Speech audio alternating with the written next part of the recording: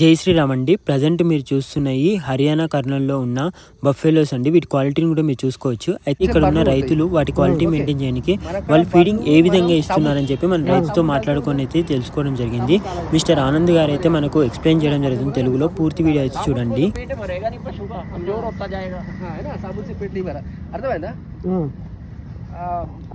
బాబు ఏమంటుండంటే మన అక్కడ గడ్డి మనం ఇది నేపియర్ అయిందా ఏదైనా కోస్తాం, కోసుకొచ్చి డైరెక్ట్ వేసేస్తాం, కరెక్టా?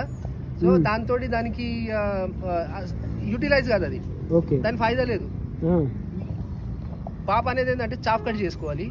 చాఫ్ కట్ చేసుకొని దాంతో ఎండుగడ్డి కూడా చాఫ్ కట్ చేసుకొని దాంట్లో ఏదైతే దానా ఉందో నానబెట్టిన దానా ఈ మూడిట్లా మిక్స్ చేసి పెడితే అప్పుడే మీకు గిసోటి బర్రెలు తయారవుతాయి.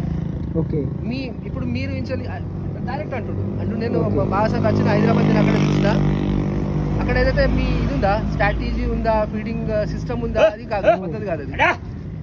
ఆయన అంటుండే ఏంటంటే చాఫ్ కట్ చేసుకొని దాంతో ఎండుగడ్డి చాఫ్ కట్ చేసుకొని దానా కలిపి పెట్టింది బెటర్. సరేనా? కరెక్టేనా? బిల్కుల్ రైట్. రైట్.